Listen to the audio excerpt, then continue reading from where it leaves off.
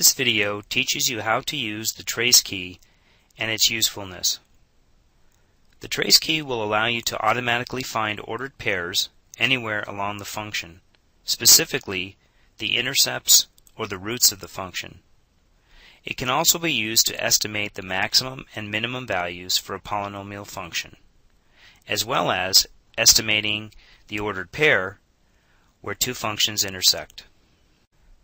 Example number 1, y equals 2x cubed minus x squared minus 15x plus 2. We would like to find one ordered pair from quadrant 1 and quadrant 2. Then estimate the roots of the polynomial, then estimate the y-intercept, and finally estimate the maximum and minimum values.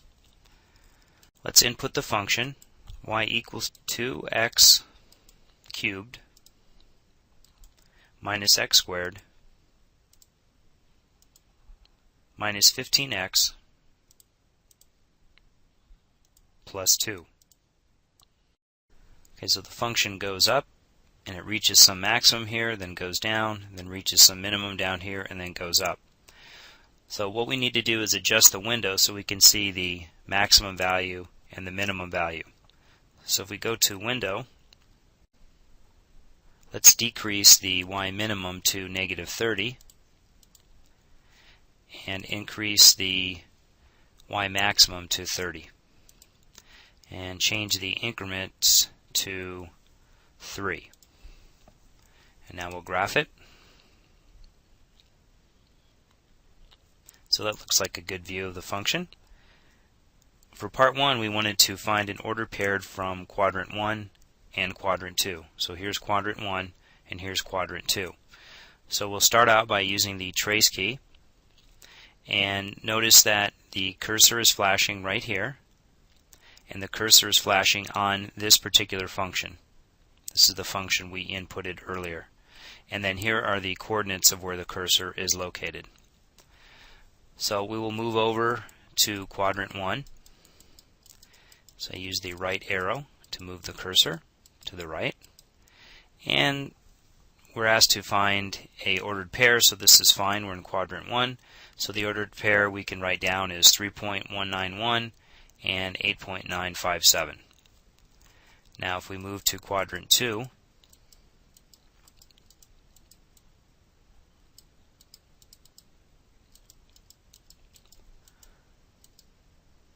that ordered pair is fine right there. So we can write down -0.638 and 10.647. Okay, so for the next part, we were asked to estimate the roots. So the roots are when this particular function is equal to 0. And where this function is equal to 0 is the intersection of the x-axis. So right here, and right here. So what we can do is let's zoom in a little bit closer on this function. So we will go to Zoom, and then let's go Zoom Box. The reason why we're going to zoom in is because the closer we are to the points of interest, in this case it's the roots, the more accurate our answers are going to be. So let's move the box to the left a little bit and then up. So let's say right there, and I'll hit enter to start forming the box. And then I'll move it to the right.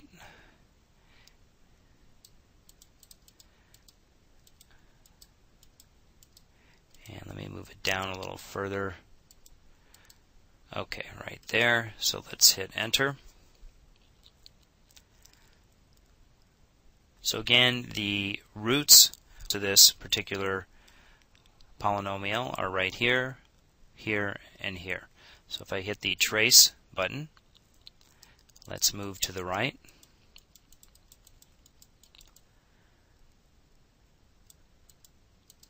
And we'll get an approximation. So about right there is good. So at 2.947 is when the function is going to be equal to 0. Now, this should be close to 0 right here. So if I move a little bit to the right, see, it increases a little bit. And if I move it one more to the left, alright, it's not quite at 0 either. So the closest I was for this being to 0 is right here. So that's not the exact answer, because this needs to be 0, but it's close enough. So like we said, we just wanted an approximation. So it looks like it's actually at 3, but this is the approximation right here, 2.947. So let's go to the next root.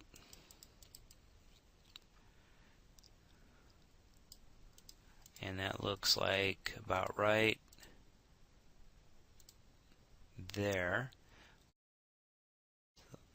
That's a little bit closer right there. So at x equal 0.1 is another root. Once again, the value of x is only an approximation since y is not equal to 0. Let's go to the last root.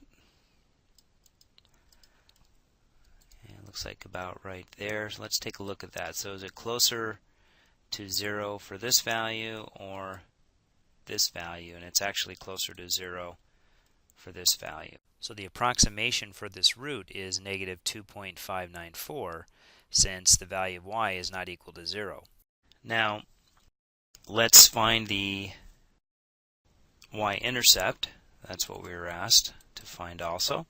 So let's move that to the y-intercept. Now the y-intercept is occurring about right here.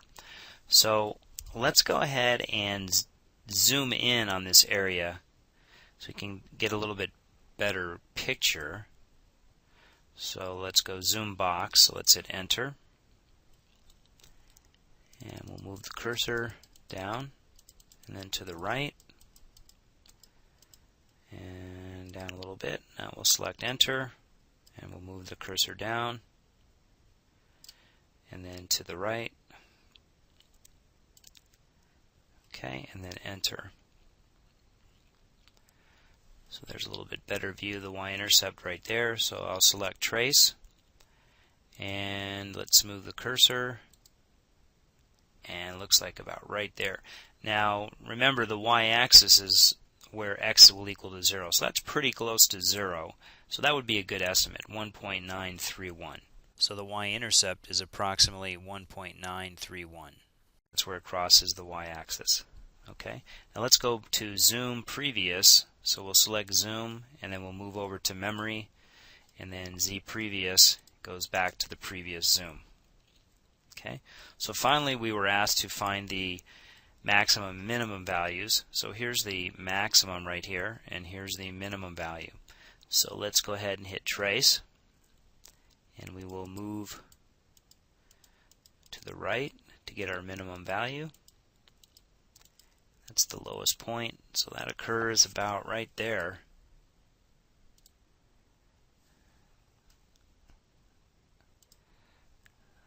Negative 16.582, about right there. Okay? So at this ordered pair, 1.793 and y being negative 16.582 is the approximation of the minimum. Now let's go to the maximum value, so let's move to the left.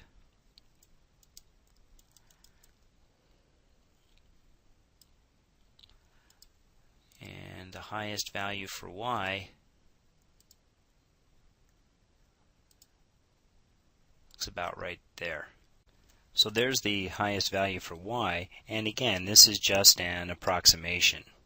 So at x equal negative 1.44, we get y equals 15.555 as our approximation of the maximum. In a future video, you will learn how to find the exact values of the maximum and minimum and the exact values for the roots. Okay? So let's go to example number 2. Okay, we will first clear out the function, and then we will go to zoom and then standard, so we'll view the graph in standard mode. And let's get out of this. Okay, so we're ready for example number 2. We would like to estimate the solution for the system of equations y equals 2/3 x subtract 7 and y equals negative 3x plus 1. So that's y equals 2 divided by 3 times x, subtract 7, and then we'll enter that to go down, and then negative 3x plus 1. And let's go ahead and graph this. So there's our intersection point, and where they intersect is where they share the same ordered pair for both of these lines, and that's going to be the solution to this system of equations. So we can zoom in on this intersection point, and that gives us a closer view of the intersection point, and it allows us to get a more accurate value when we use the trace key. So if we go zoom and then box, we hit enter, and there's the cursor flashing right there. You can just barely see it at the origin. So let's move it down a little bit to the right so you can see it better. To the right a little bit, and then we'll move it down. Okay. Now let's select enter. So we'll move it down and then to the right. And let's go a little bit over and move up. Okay, so let's select enter. So we're zoomed in very close, and let's hit trace. And you can see now that this cursor is on y1. So this linear function y1 is shown right here. Now if I hit the arrow down, the cursor jumps to y2, which is shown right here. So it doesn't matter which function the cursor is on, we can go ahead and oscillate between the two. And I always like putting it on the curve that's closest to the intersection. So that would be this curve right here, or this linear function right here. So let's move it over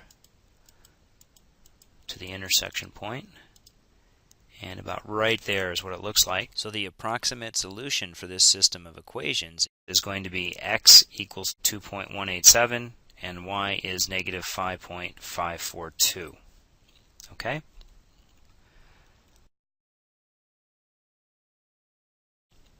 So for example number 3, we would like to estimate the solution for the equation, the ln of the quantity x plus 9 subtract the ln of 2x equals 4. Okay?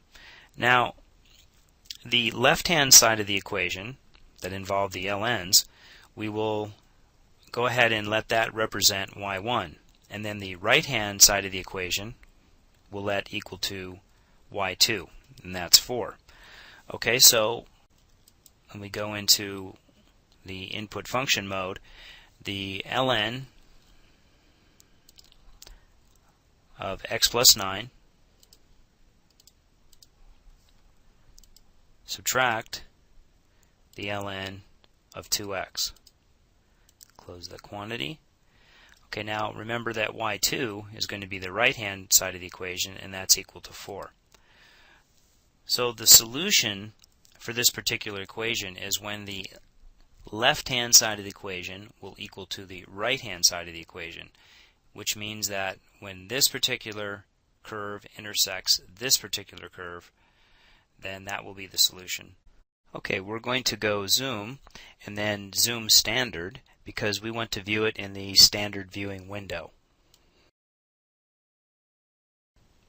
So here in the standard window, it looks as if there is no intersection point right here. It looks like the curve ln of the quantity x plus 9 subtract ln of 2x. Looks like it stops about right there. So what we'd like to do is zoom in on this particular area. So we could use the zoom in key. So we select zoom, and then number 2 is zoom in, and put the cursor right there is fine. And let's go ahead and hit enter.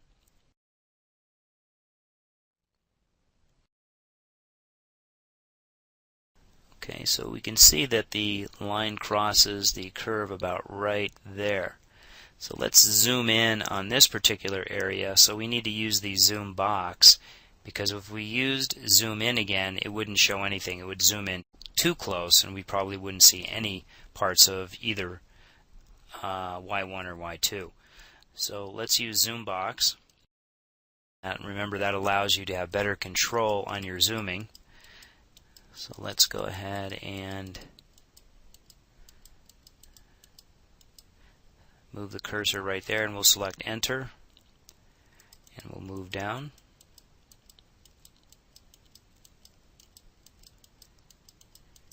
And we'll move to the right.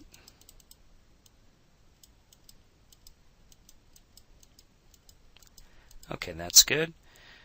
And we'll select enter. There's a real close-up view of the intersection. So we're interested in this value right here, so we can select trace. Okay, and if we move to the right, you can see the cursor starting to come down. And it looks like right here is as close as we can get to the intersection. If we move one to the left, hops up a little bit, and then if we move one down, so either one is pretty close for an estimate, so we use this one. And this occurs when x is approximately equal to 0.085. The value of y should equal 4. And remember, we wanted the left-hand side of the equation, which is this one, to equal 4, which is this line. So at approximately 0.085, the value of y is 4. So that's pretty close, 0.085. Alright? If I go back to the previous screen and select zoom, and then go to memory, and then zoom previous, if I use trace now, so here you can't really see the cursor. Now, this is what gets a little confusing, and that's why I'm showing you this screen. If you notice, as I move to the right, the values of y are starting to decrease. So that means the cursor is actually going down. So what I need to do is move the cursor to the left, because we want this value to be equal to 4 when we get up to here. So let's move this to the left. Sometimes when you move the cursor around, you can't actually see it, so you have to really pay attention to your coordinates and see where you're at. There it is, right there. So I'm moving it closer to the intersection, which it looks like it could be right here or possibly right there. Now remember, the previous screen, the value was 0.085. Okay, so here it says 0.05, and if I move a little bit over, it's 0.1. So that's why you need to zoom in as close as you can, and you'll get a more accurate value of the intersection point when you use the trace key. Okay, so this concludes the video on using the trace key. And remember that the trace key was very versatile. We used it to find approximations for maximum and minimum values. We used it to approximate the zeros of a function. We used it to approximate the solution for a system of equations. And we used it to solve an equation, and that was when we found the intersection. And we also found the y-intercept. Okay? In a future video, we are going to learn how to use the calc option of the calculator.